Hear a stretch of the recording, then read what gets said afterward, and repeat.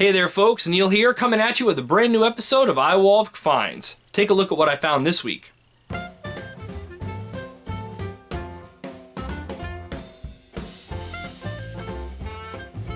As always, starting my week off at the flea market. Here's a decent batch of games: Silent Scope, Pilot Wings, Wipeout for the N64, but then I look at the prices. $7 each? If these were $3 a piece, I'd have been all over them. Hell, if the N64 games were all complete, $7 each would be a steal. Sadly, the lady selling is being stubborn and won't budge on her prices. Oh well. These PS2 games are $2 a piece, but there's nothing special here. Cybernoid and Excitebike for $5 each. Already own them. This seller also has a long box PS1 game, Jupiter Strike. It's sun-bleached, she's written on the box, and she's trying to sell it for 15 bucks. Nope, sorry lady. Xbox 360 sports games, this week is not off to a good start at all. The only thing I grabbed was this Robotnik toy for $0.25, and I've already got one at home.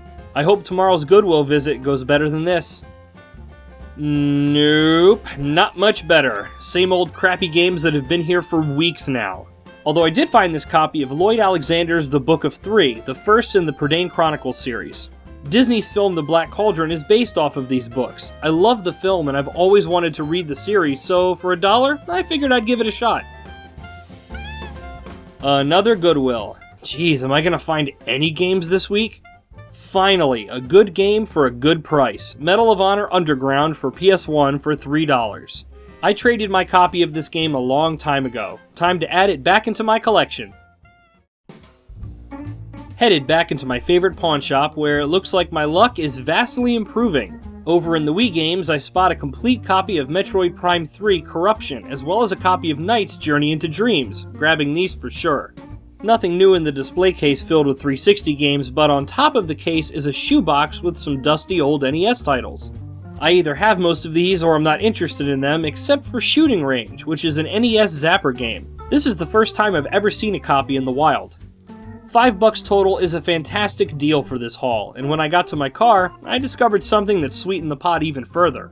Turns out, there's another disc behind Knight's Journey into Dreams, and it's Pokemon Battle Revolution. Score! Hope this is the beginning of a lucky streak.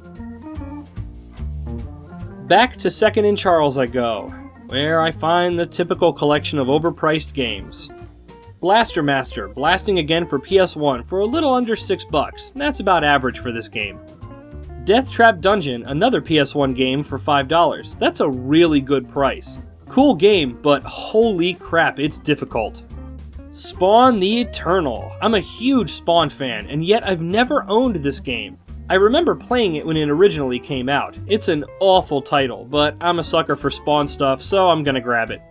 Wow, a sealed copy of Desert Falcon for the Atari 2600. I really should have bought this. Stupid, Neil. Stupid, stupid! Same with this copy of Ninja Gaiden Shadow for $15. Ugh, what was I thinking? Tron 2.0 Killer App. Fantastic on consoles and PC, absolute crap on Game Boy Advance. Nice box though. Here's a Metal Gear Solid Peace Walker PSP bundle. $65 is not a bad price at all for this package. Over in the strategy guide section, I find a limited edition guide for Soul Calibur 4. $7 is a good price if it still has the CD soundtrack. And it does, so this one's a no-brainer.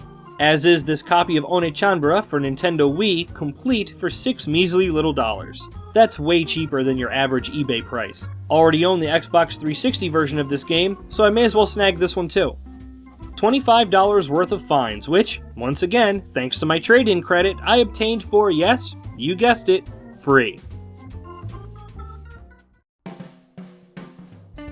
Flea market visit number 2, last stop of the week. I see a few of those $7 N64 titles have been sold, but most of this lady's stock remains untouched. A couple of kids are selling a bunch of individually priced Xbox 360 games. These are all titles I've either found numerous times in dumpsters, already own, or simply don't care about. This seller has some nice PC games mixed in with music CDs for $1 each. I grabbed some copies of Ultimate Doom, Doom 2, and some Rainbow Six expansions. I already own these games, but some of these copies look like they're in better shape than what I've got sitting at home. Some clean, complete PS2 games at this table: Saturday Night Speedway, Trivial Pursuit, High Rollers Casino, and Chessmaster. $1 a piece? Sounds good to me. Well, hello, Betsy. A stack of PS1 games, all for $1 each. Some pretty generic and average games here, save for a few licensed games like Dragon Ball Z. I grabbed these 4 games to split amongst myself, Get Well Gamers, and eStarland Trades. This mother and son are selling this Wii collection for $50. I'm really only interested in the Mario games, but I have no clue if she'll piece the collection out. It never hurts to ask. And success! For $3 each, I snagged Super Mario Galaxy, New Super Mario Bros. Wii, and Attack of the Movies 3D, all of which are complete. What a glorious way to end this trip. 17 games for a total of $24, which is what the Mario titles alone would cost on eBay. The week started off, well, weak, but ended strong with a couple of fantastic pickups. I hope this surprise streak of luck follows me into the next week, and the next, and the next, and the next. And so ends another week's worth of finds. And you know, I keep seeing in the comments section, man, I go places and I never find anything. How do you keep finding this stuff?